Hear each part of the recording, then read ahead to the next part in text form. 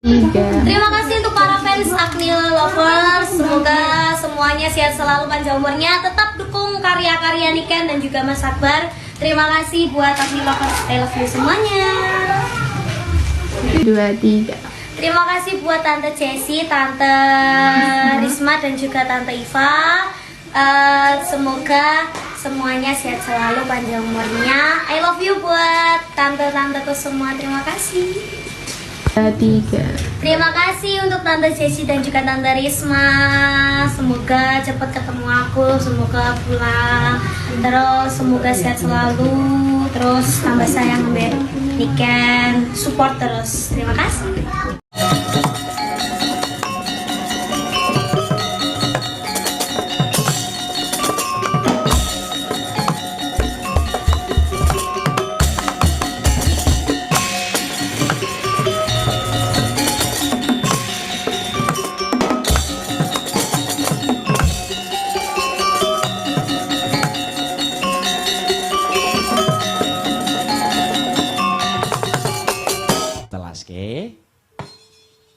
Senang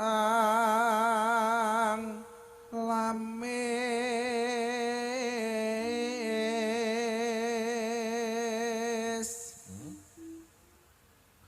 padha karo senang citra.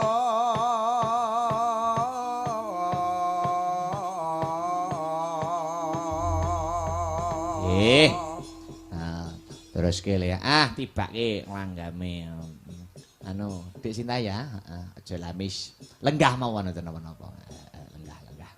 Yuk, langsung. Heeh.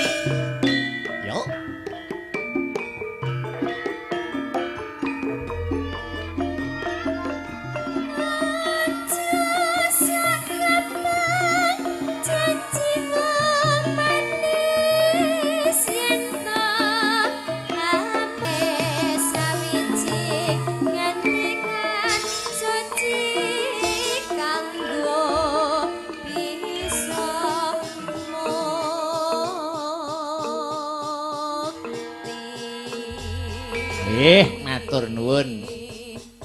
Aja lamis pun ngatur. Ayo. Milih sawiji ngendi kang mukti, milih sawiji ngendi kang suci kanggo bisa mukti.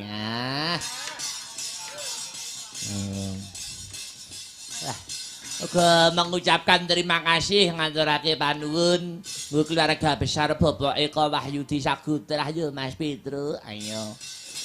Ingkang sampun paring kapercayan, memberikan kepercayaan kaya ngene gedene karo awake dhewe sak kanca. Ayo kepercayaan iki digunakake kanthi bener becik. Ya. Jenenge seniman iki partaine menghibur. Wah, iya le. Ki mau podang kuning durung ngatur. Ayo. Anu. Mas Victor bawanono Mas Victor. Ayo. Ya, kene. Sini, maju. Ya. Masa jalur dituntun, Mas. Tuntun yoga, Mas.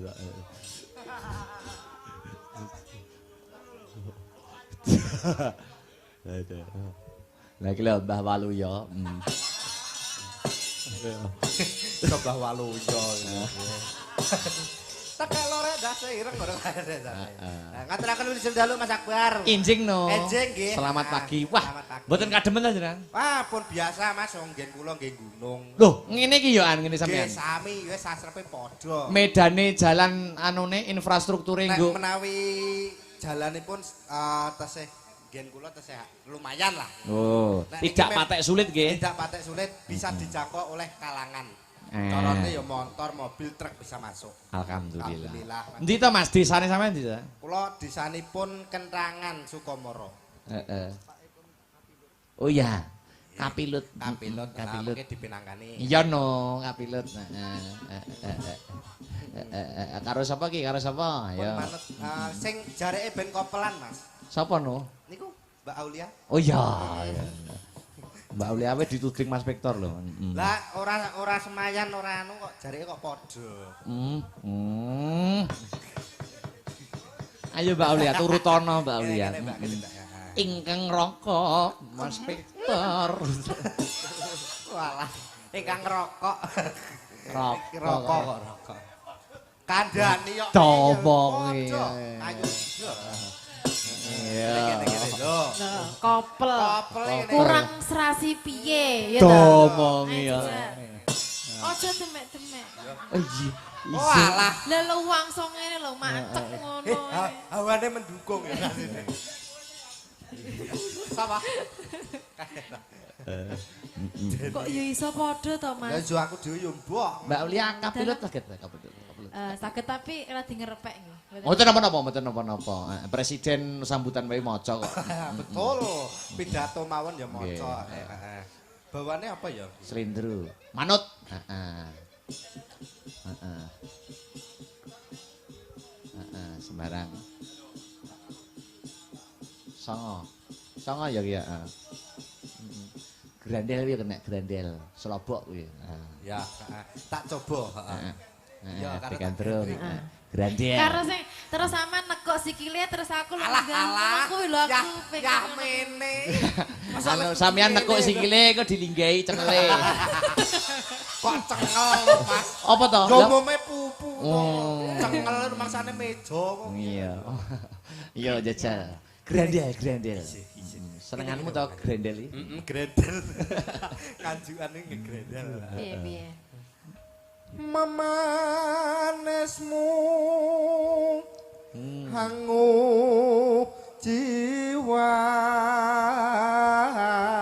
jiwat Ibu seneng aku iki. Iya. agawe aja obah to. Gendro biasa ae lho. Lho, Mas Victor bawa pecele metu, pecel. pecele metu enak ya. Ya, Jan. Nah ya.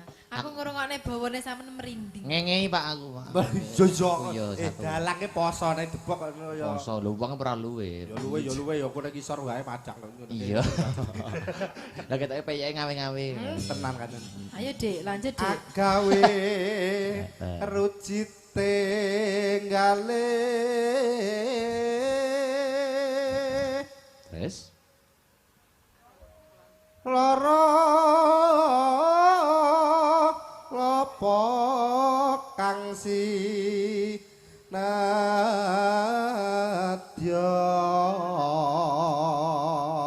nadya jan srekal ora apa-apa. umpama munduta Ruk rukmi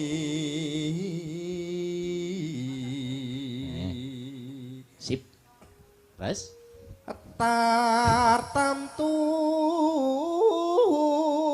tak adem ngene iki lho tartamtu tak turuti ibarat wong numpak prawan prau. lah ya prau sing nyupiri prawan Iya.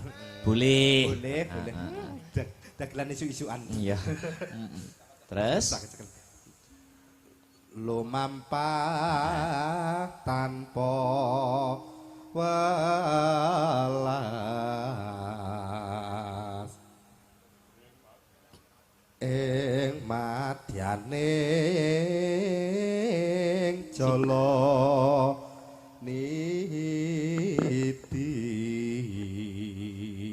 Terakhir ndake ya. Temah gonjing anggen jok ing pakulingan.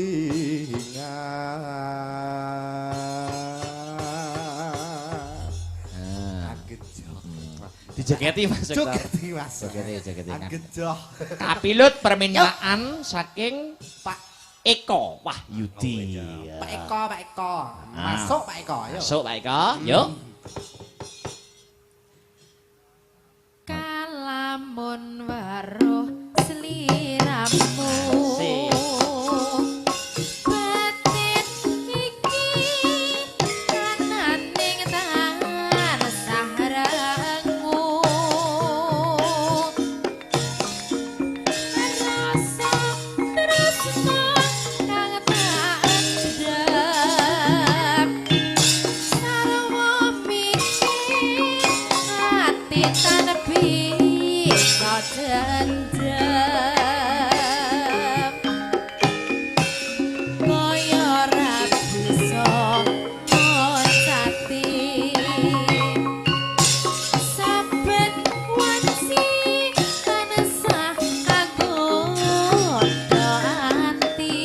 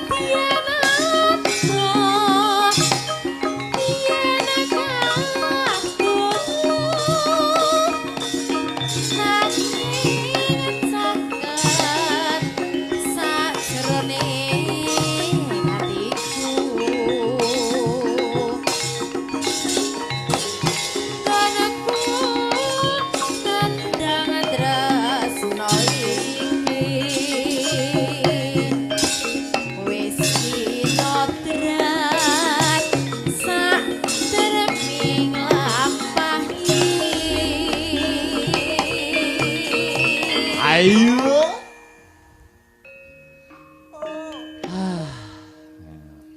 Yuk. Ula sawah sapa ngendut tetan omah atiku wis kapilut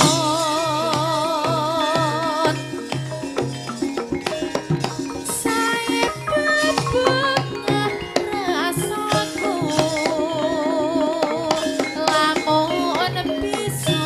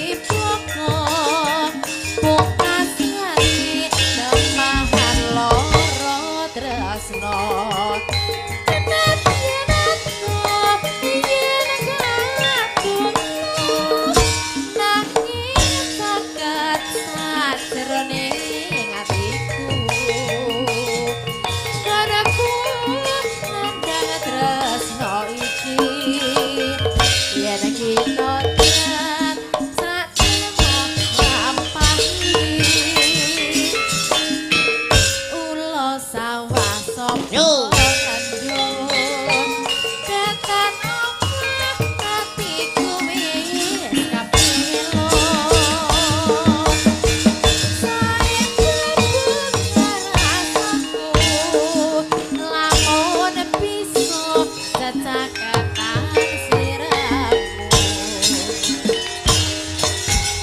Matur nuwun. Mas Victor jangan duduk dulu, di entekke pisan. Yo. Ya Mas, ya. Dik Beatrice karo Dik Dewi dientekke. Yuk. Monggo. Berdua jumeneng. Yuk, sepot ica. Coba kaya ngapa. Yuk.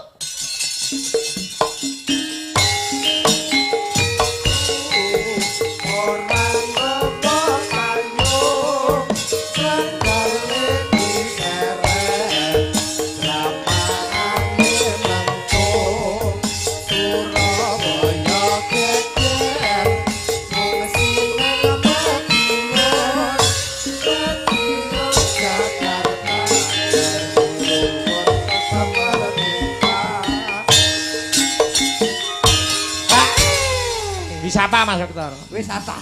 Disapa. Disapa.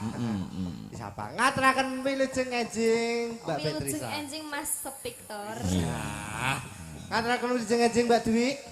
Sugeng enjing Mas. Heeh, tasih semangat nggih. Tasih. Nadyan to adem kok kaya ngapa ning panggah kudu semangat. Aja nganti jitep kok nang kene. Iya. Ora saya cilik to Mas sampean kena angin adem ngene iki. Oh, ora trimo cilik ilang Mas nek iki wisan. Nggo wahing kudu cepot. Ngaturke napa Mas menika? Podang kuning ya. Oke, langsung. Heeh, digawe langsung cara seraginan. Ya, yuk. Monggo, Cok, nggo penutup. Ya, yuk.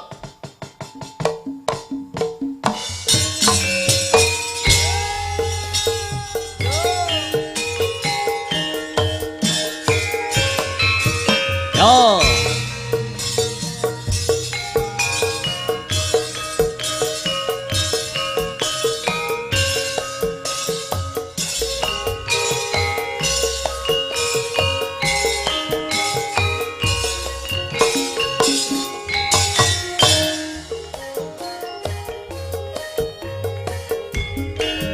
Yo.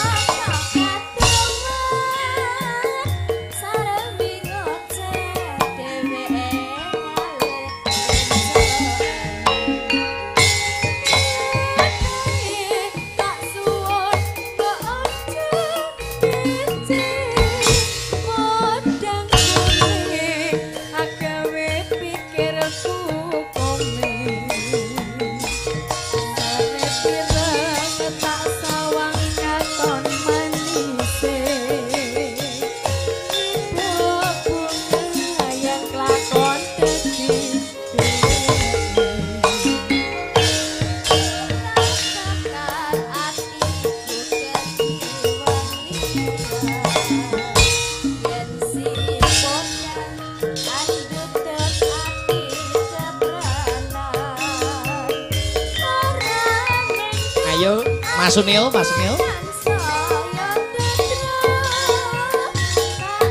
Oh. Hey. Oh, oh.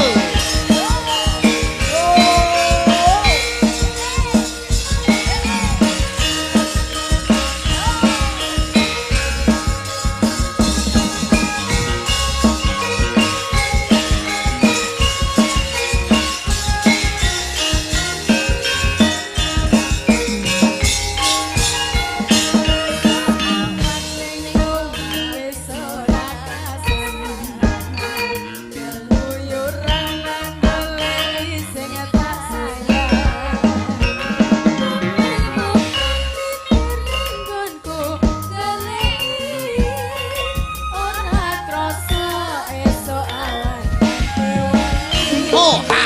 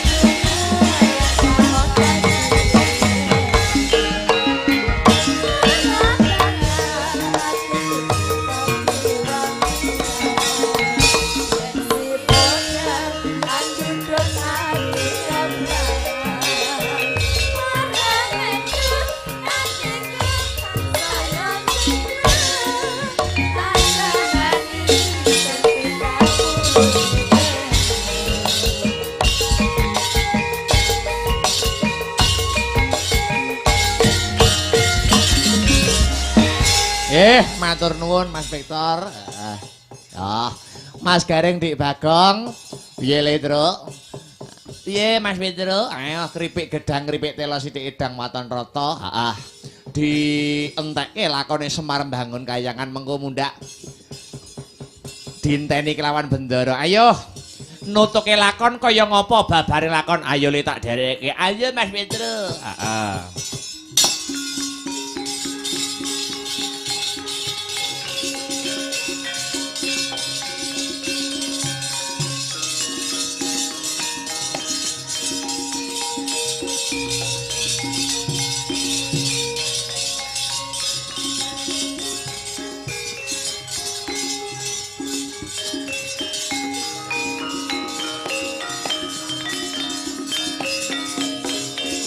Was. Hey.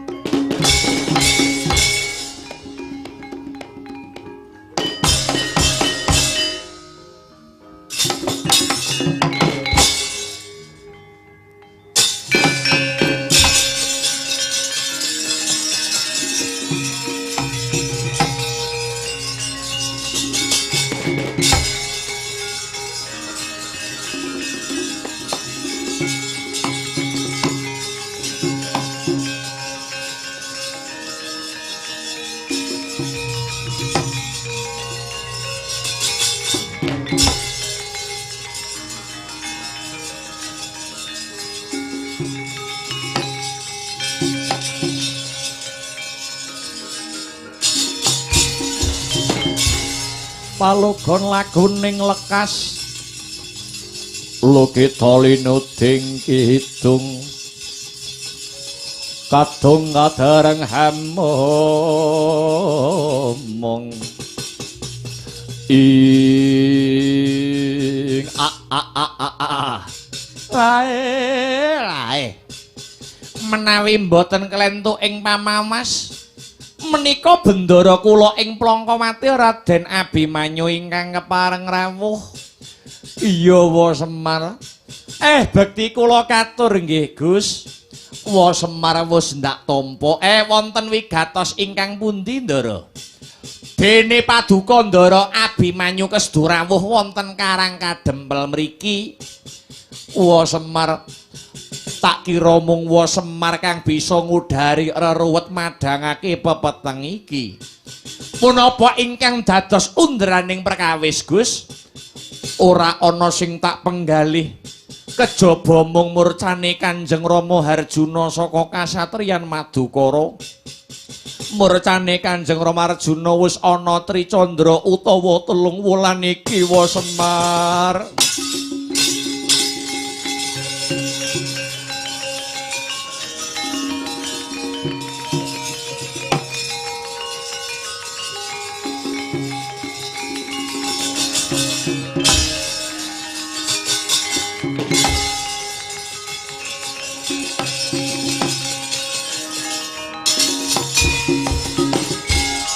Petruk kang wis bali mapan ana ing Karang Kadempel saka negara Ngamarta. Iya mo.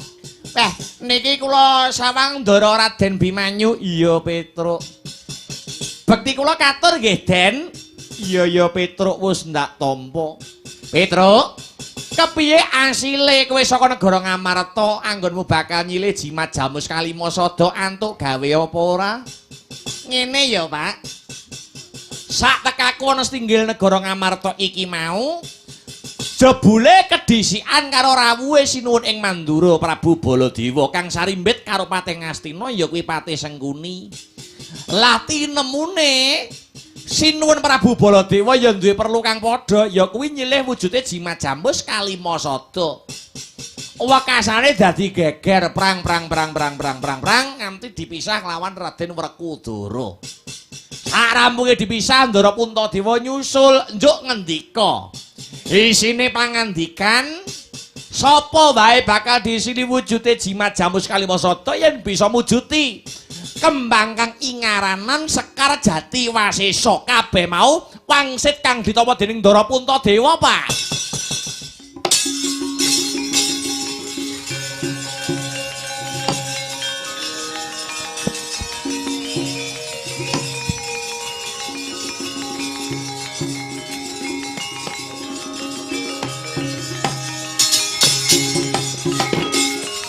Sekar Jati Wasesa. Iya mo, Sekar Jati Wasesa sing dadi jeneng ya. Wate angel men syarate. Uncung nganti gelung aku lagi krungu iki kembang kok jenenge Sekar Jati Wasesa wa Semar. Pripun Ndara? Biyen Abimanyu kaya tau ngerti kang aran Sekar Jati Wasesa mau.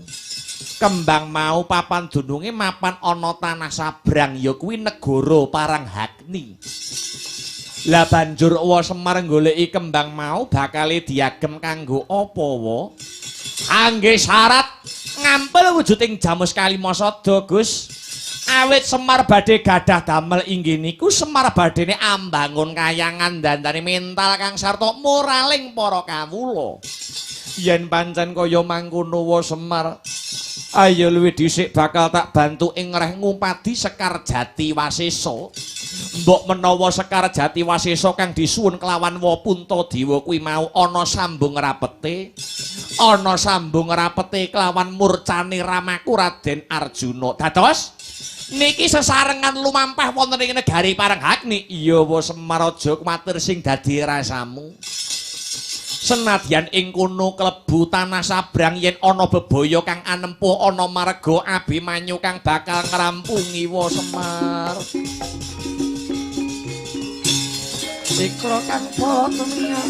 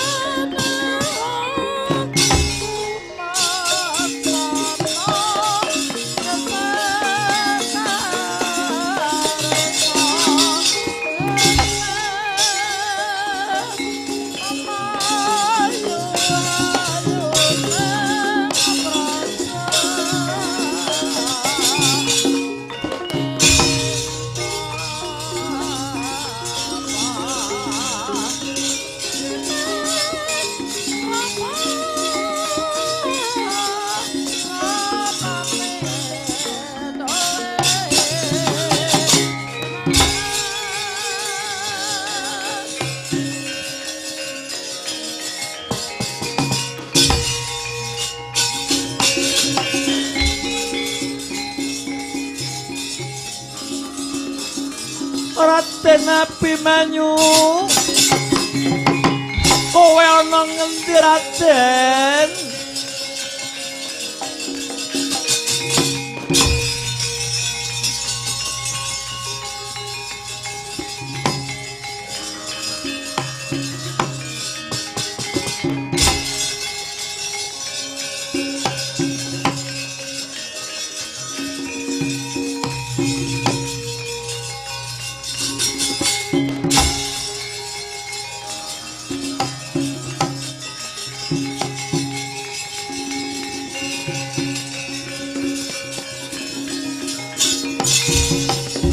Merahina semubang Iwang Aruna kadinetrane nganggo rapuk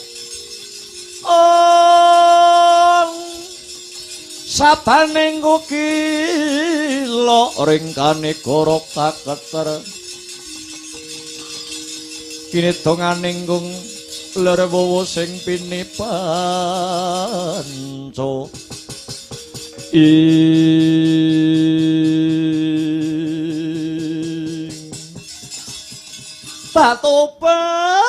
Tobat durung atuh lakuku saka negara Paranghakni iki lah kok kepapak ana satriya bagus dedeke ngringin sungsang pengawake Guwaya Teja.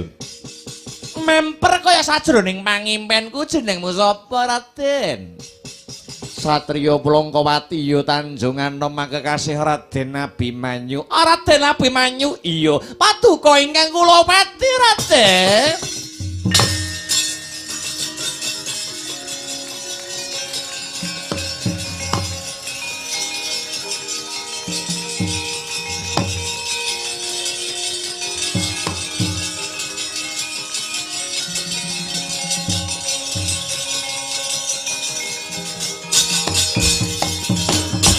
Mung sira sangtu ing arum ilining memanis hambleber mringkang cipta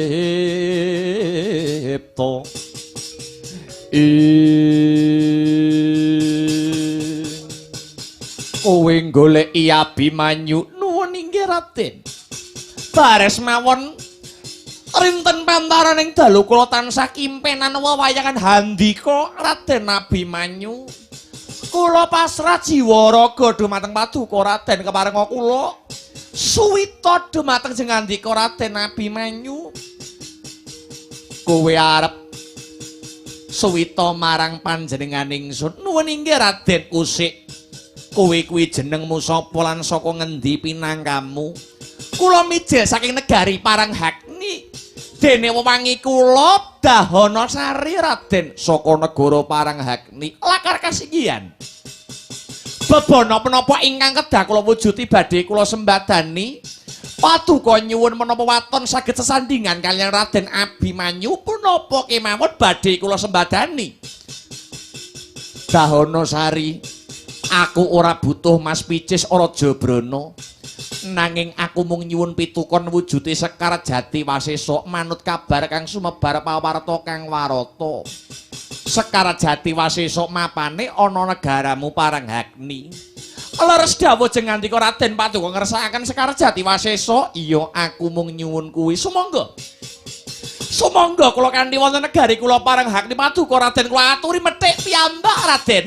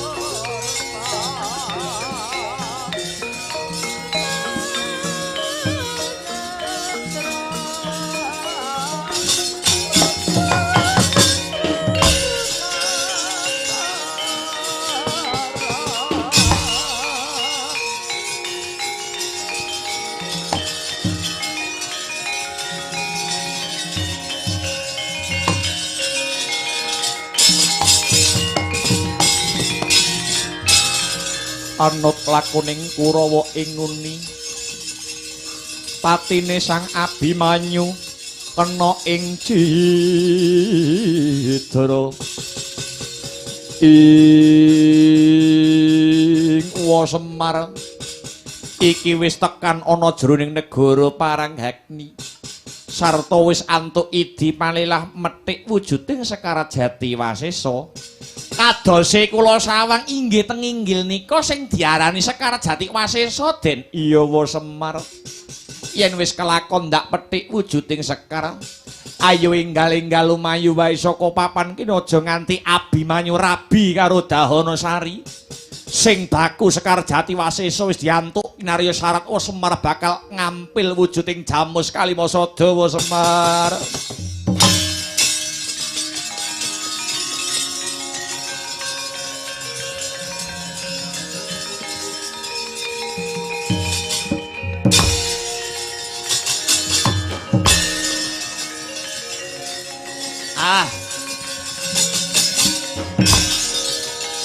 Patopat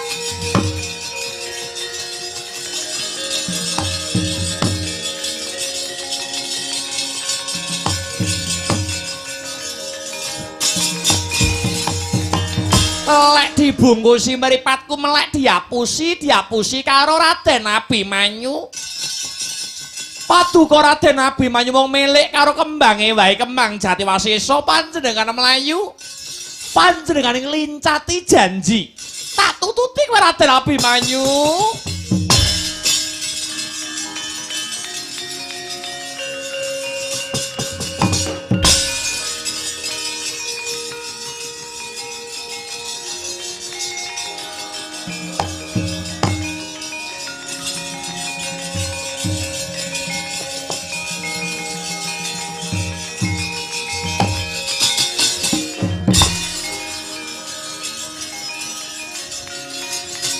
nah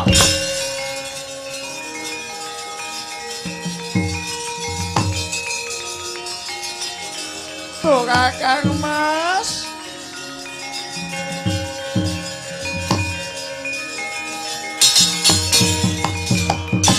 mubeng-mubeng kaya kinjeng tak rewangi munggah gunung mudhun jurang anggon kunggule iku Dahanasari.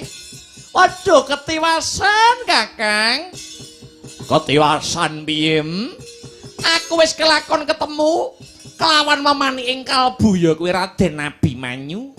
Sekawit Raden Bimanyu gelem nampa katresnaning Dahanasari nanging kudu nganggo pitukon wujuding Sekar Jati Wasesa.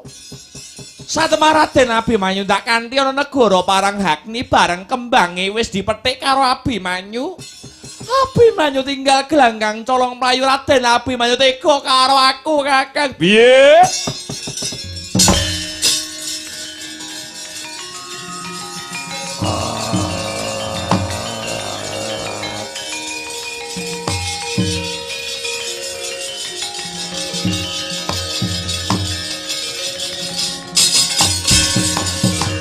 Ancen kowe biyen-biyen durung nate tak kandhani kalamun Sekar Jati Wasesa kuwi mujudake simbol kawibawan adeking praja negara Paranggakni. Yen kembang Jati Wasesa kuwi mau ilang tegese uga ilang kekuwung lan kasektene negara Paranggakni. Kowe pancen durung nate tak kandhani babagan iki nanging jeneng sira Yayi wis tak wanti-wanti aja cedhak-cedhak karo trah keturunan Mandura. Apa maneh duwe gegayuhan sambung asmara kelawan tedhak turun Mandura. Sega wis dadi bubur. Digetunana ya ora ngowahi kahanan. Yen lakon wis kaya mangkene iki kepiye mungguh? Becike Kakang tak oyake Abimanyu. Wani nyolong kembang Jati Wasesa padha karo nantang perang karo negara Paranggakni. Bedah negara Ngamartatina iki.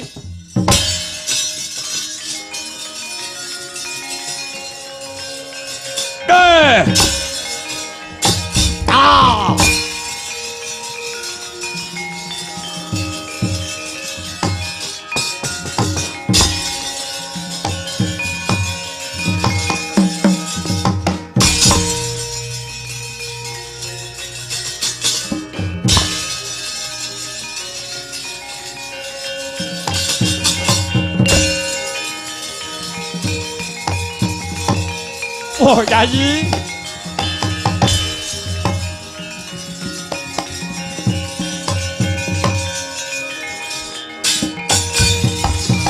Niyata parta saking kutha Sagara kula yen atanamu tusa sangsari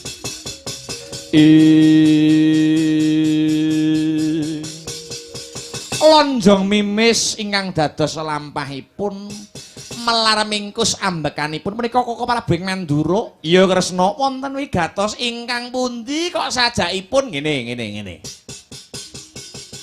Aku bantunen ya Kresna. Sekawit aku bakal nyilih wujuding Kalimasada marang Yayi Prabu Puntadewa nanging jebule sakliyane aku bocah karang kadempel si Petruk uga bakal nyilih wujuding Kalimasada.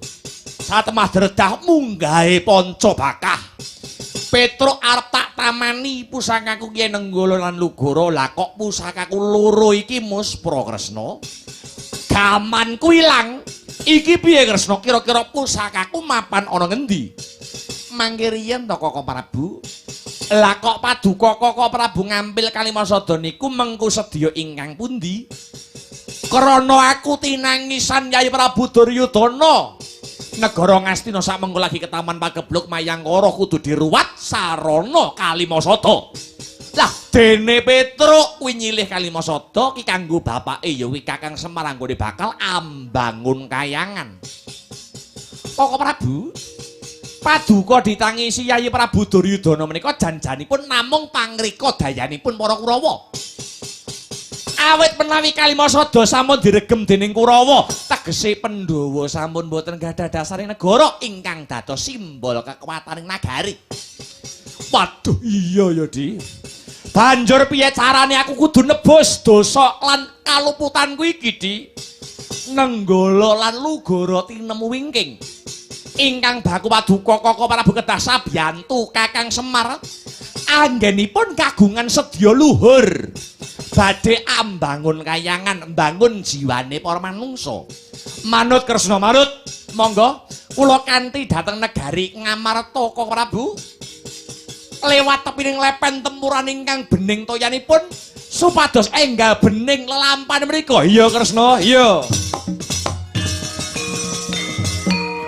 Tumaling siji cengkole dakone puro rame amalung.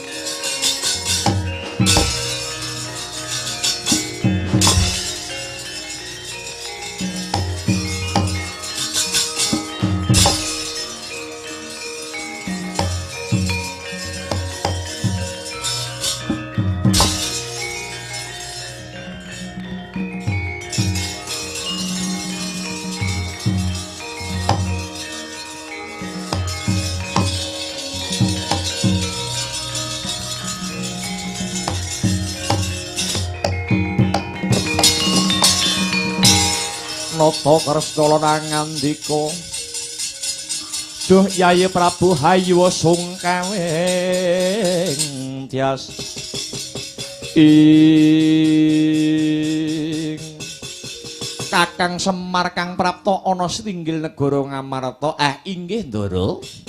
Kula sampun saged mujuti ingkang winastan kembang ingaranan Sekar Jatiwasesa maragake aturna panjenengan ingsun enggal tak ampili wujuding jimat jamus Kalimasada Kyai Semar.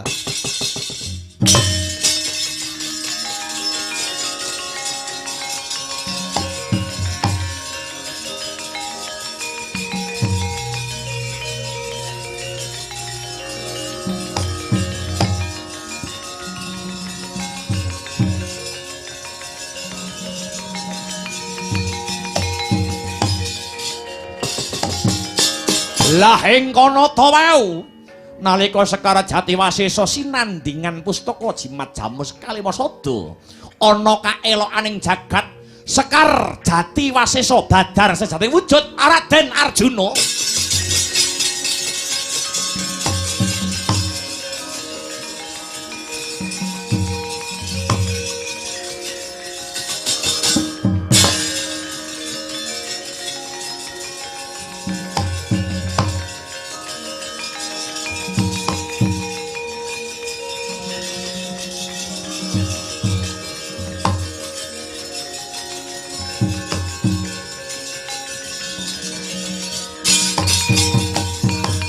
Wong ilahing sekaring buwana langgeng titah ulun nggere Puntadewa. Hayuwa kaget rasamu ulun Bathara Indra kang nyingetake utawa ndelikake adimu. Panengah Pandhawa si Arjuna ya si Janaka.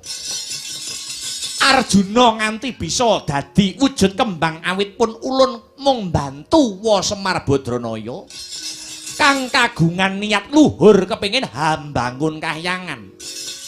Maknane Kyai Semar kang kepingin nyilih Kalimasada kuwi amung pasemon supayane para Pandhawa aja lali karo Kalimasada. 5 sing dadi usadaya kuwi dasaring negara. Awit Puntadewa ngono wujud babare, awit Pandhawa ngono wujud babare Kalimasada. Puntadewa kang dadi simboling panembah Werkudara, simboling rasa kamanungsan. Janaka ingkang dadi simbole rasa kamanunggalan. Nakula Sadewa ingkang dadi simboling musyawarah lan rasa keadilan. Kenang apa sing tak singetake, sing tak delikake kok si Janaka? Krana Janaka mujudake lambang kamanunggalan. Awit negaramu dumadi saka beda-bedaning suku, agama lan golongan, wilayah uga kapérang saka pulo ingkang bebanjaran. Kabeh kuwi bakale bisa tentrem lamun negara iki ngugemi rasa manunggalan. Puntadewa, Pandhawa.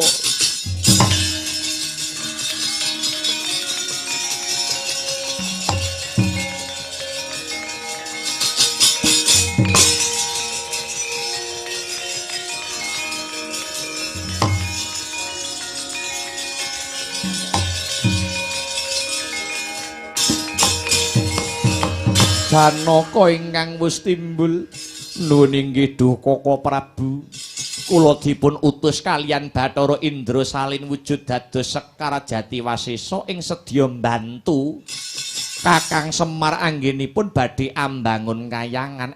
Syukur seketi jumurung. Sinuwun punta Semar badhe garis ngandhapi punapa ingkang dados ature Bathara Indra kala mau. Janjane kula niku nggih mboten badhe ngambil wujuding Kalimasada kok. Kula ngambil Kalimasada niku namung damel pancatan kula badhe mbangun kayangan. Ngemutaken dhateng Sentana Praja ngelingke karo pejabating negara. Ampun ngantos supe dhateng Kalimasada utawi dasaring negara. Punika kedah dipun gondeli sing kenceng supayane negarane tetep tentrem, kawulane tetep ayem, Gus. Geger Jawi.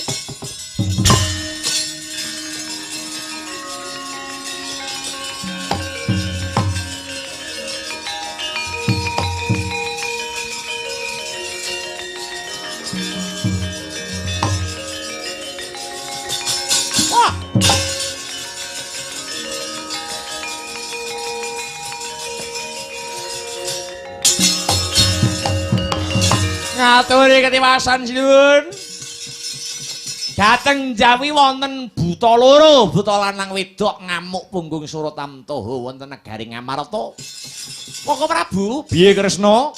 Punika jatahipun Koko Prabu kagem nebus sedaya dosa lan kalepatan paduka. Ya, Baladewa ndadaki Kresna.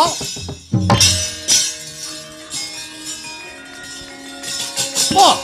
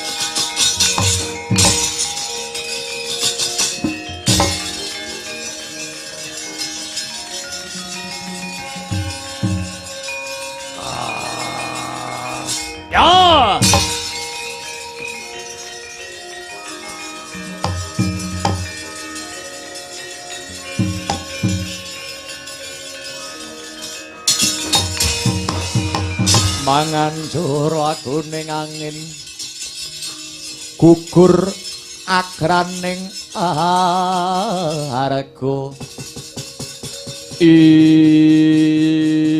bojleng-bojleng iblis laknat padha jek-jekan Hamuk Suramrata Jayamrata aku ratu negara Paranghagni jejulukku Prabu Gorodahana Ratu Pandura Prabu Baladewa wah kowe ratu Gustiku biyen eling-eling negara Paranghagni biyen maksih ke bawah perintah negara Mandura nanging saiki wis bisa mandiring pribadi negara Paranghagni wis bisa maradika dhewe kowe Gorodahana ngapa dampiak-dampiak rene goleki satriya Plongkowati Raden Abimanyu sing wani nyidra kembang Jatiwasesa Abimanyu kon rene tak gerak-gerake limpane ora usah goleki sing ora ana Baladewa sing dari mungsuhmu wah lah telah untal mangsa ngambau cethak kowe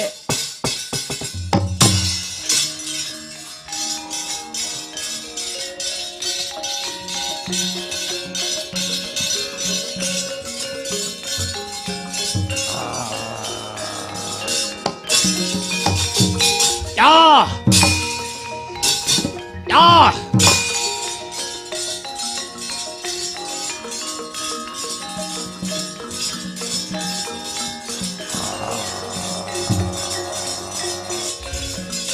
Oi! Wah! Ya! Aja mlayu kowe. Wah!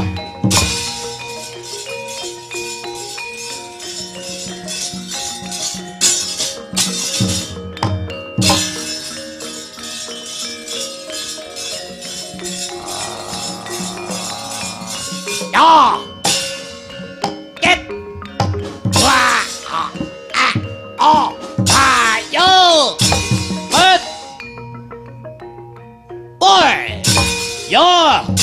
Ya! Ah! Ya!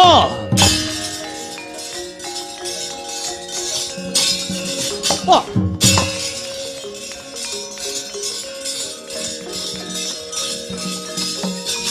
Lo, ai, wah,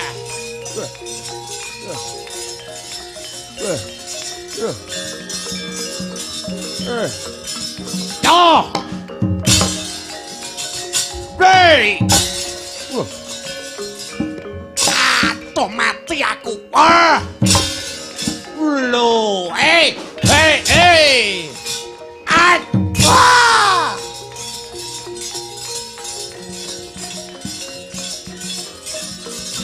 Lah.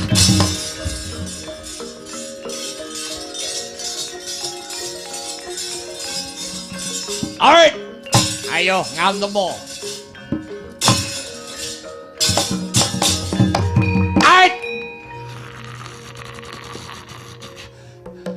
Ah. Yay. Hey.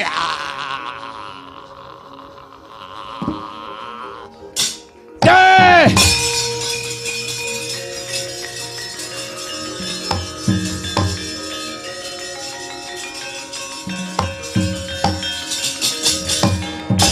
Ya, ya, hey, ya, ayo, mati kowe.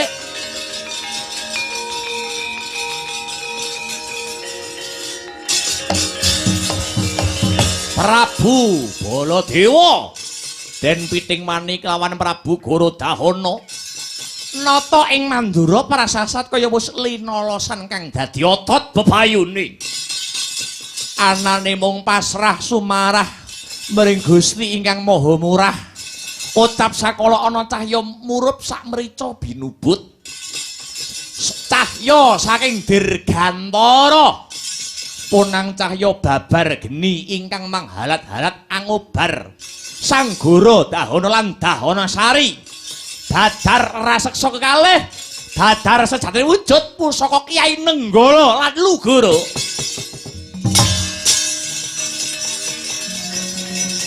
tampo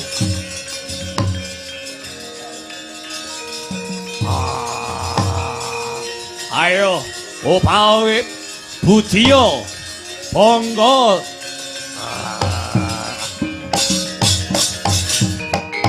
wah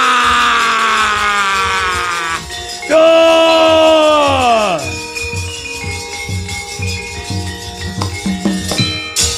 Yo sorak mawurahan tanpa saja mentang Bebelan negara yo ayo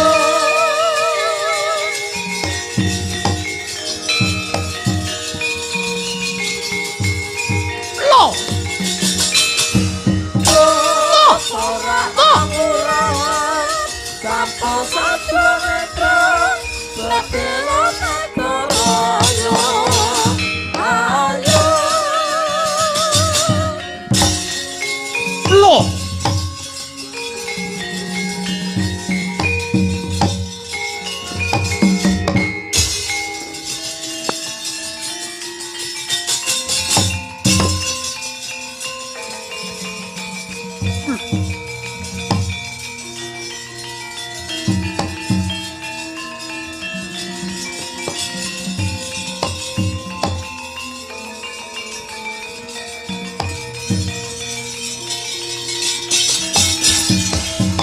sabantuk wahyuning Allah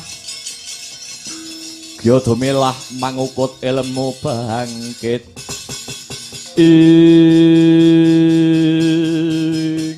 wah menika Rama Pukulun Brama ingkang tumedhak amarep ingkang putra Baladewaya ulun kang paring pitulung marang jeneng kita kanthi sarana ngubarake geni kinarya marawasa Sigara Dahana lan Dahanasari.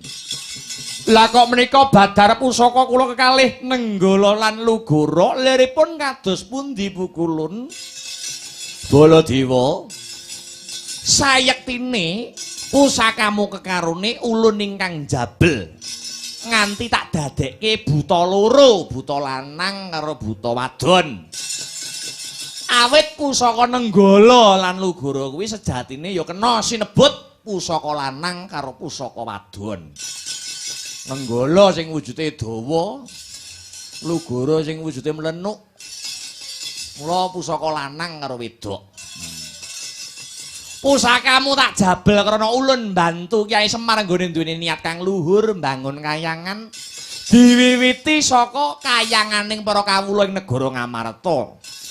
Yen para kawulane ing negara Ngamarta tentrem mesti bakal jagat raya iki uga bakal melu tentrem.